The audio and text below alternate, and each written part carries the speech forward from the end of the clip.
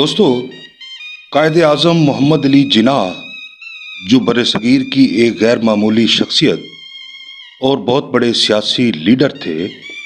इनके सियासी किरदार और सियासी फैसलों से इख्तलाफ रखने वाले पाकिस्तान में भी बहुत हैं और हिंदुस्तान तो ऐसे लोगों से भरा पड़ा है। लेकिन कायद आज़म के ज़ाती किरदार से इख्तलाफ रखने वाले बरसगीर भर में बहुत कम पाए जाते हैं।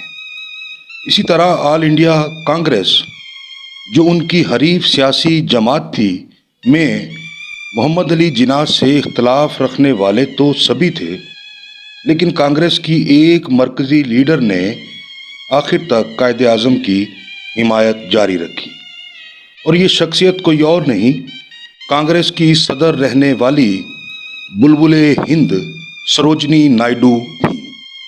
कायद आज़म की ज़िंदगी पर काम करने वाले सभी मुहक्किकीन ने ये बात ज़रूर लिखी है कि कांग्रेस में रहते हुए भी सरोजनी नायडू कायद आज़म की खैर खा रहीं। कुछ ने दबे दबे लफ्ज़ों में ये भी लिखा है कि बुलबुले हिंद सरोजनी नायडू कायद आज़म से इश्क करती थी, लेकिन महात्मा गांधी के पोते राजमोहन गांधी, जो मारूफ सहाफ़ी और अदीब हैं, ने अपनी किताब अंडरस्टैंडिंग दी मुस्लिम माइंड, जिसे मुस्लिम अफकार के नाम से उर्दू में ट्रांसलेट भी किया गया, में बड़े खुले अल्फाज में ये लिखा है कि सरोजनी नायडू जिन्ना साहब की मोहब्बत में मुब्तला थी।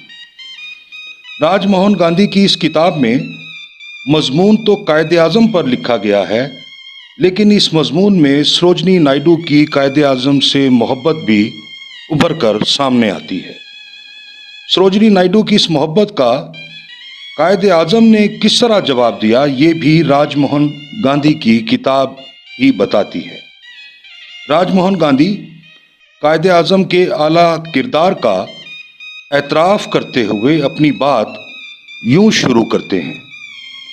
जिन्ना साहब एक बावकार इंसान थे, जो ना तो जज्बात में आकर कमज़ोरी का मुजाहरा करते थे और ना ही किसी किस्म की तहरीस का शिकार होते थे।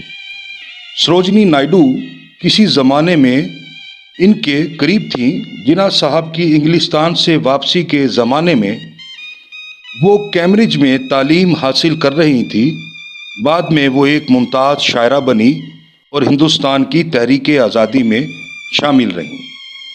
मालूम होता है सरोजनी नायडू 20वीं सदी के इब्तदाई सालों में जिन्ना की मोहब्बत में गिरफ्तार हो गई थी, लेकिन इन्हें जिन्ना की तरफ से इन एहसासात का जवाब नहीं मिला।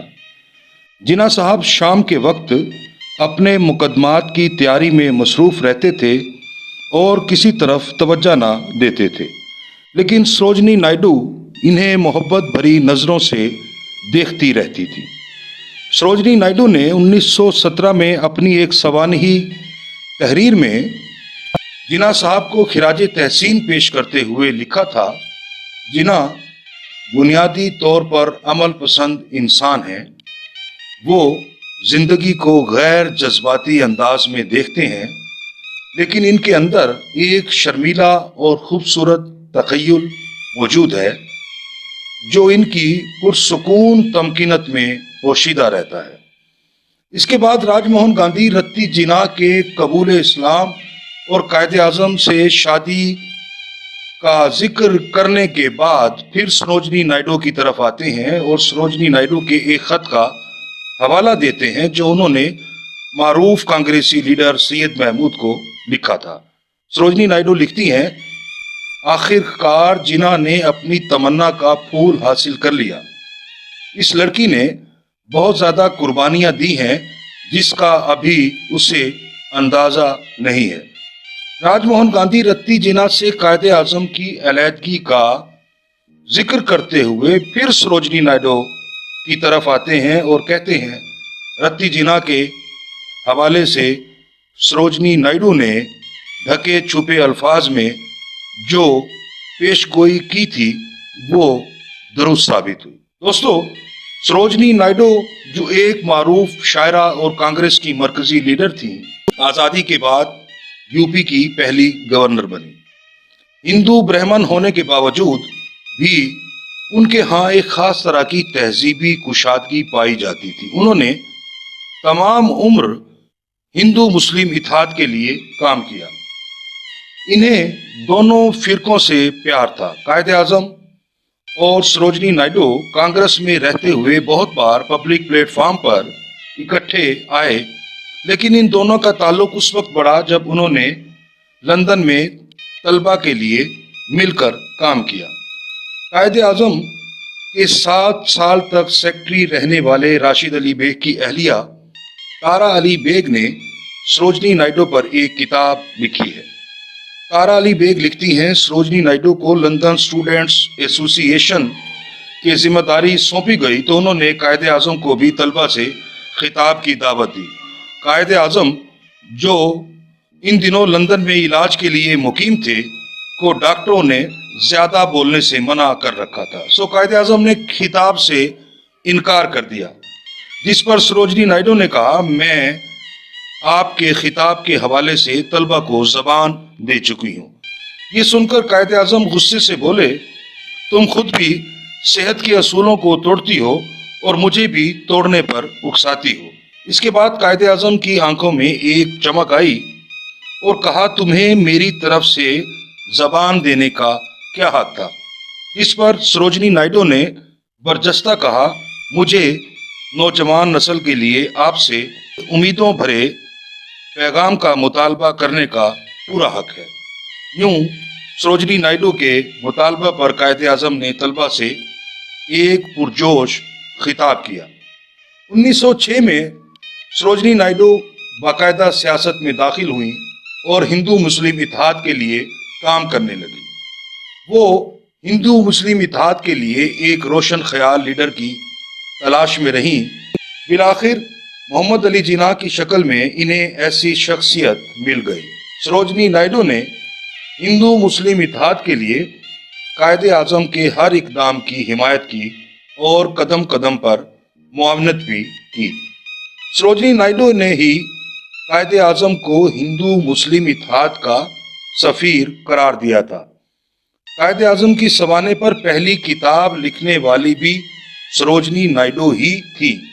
ये किताब 1918 में एम्बेसडर ऑफ पीस के नाम से शाया हुई थी।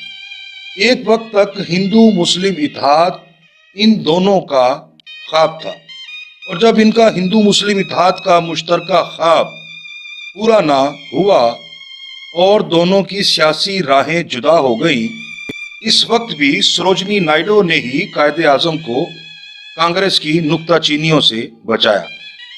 सरोजनी नायडू की एक और सवाने निगार पद्मिनी सेन गुप्ता ने अपनी किताब में एक वाकया लिखा है जो सरोजनी नायडू की कायदे आजम के लिए अकीदत और मोहब्बत को सामने लाता है। पद्मिनी सेन गुप्ता लिखती हैं, मैं 1946 में सरोजनी नायडू से मिलने गई और इन्हें बताया कि मैंने कुछ बड़े सियासी लीडरों पर एक किताब लिखी है, तो उन्होंने पूछा कि मैंने जिन्ना साहब को भी शामिल किया है या नहीं, और जब मैंने जवाब नफी में दिया तो उन्होंने नाराज होकर कहा, जिन्ना साहब एक बड़े आदमी हैं, आपको इन्हें अपनी किताब में जरूर शामिल करना चाहिए। दोस्तों, ये थी सरोजनी नायडू की कायदे आजम से मोहब्बत और अकीदत की कहानी। हम अपनी अगली यात्रा में आपको बताएंगे कि इस बंगाली साहिरा में ऐसा क्या जादू था कि एक दुनिया इनकी आवाज और तकरीर की दीवानी थी।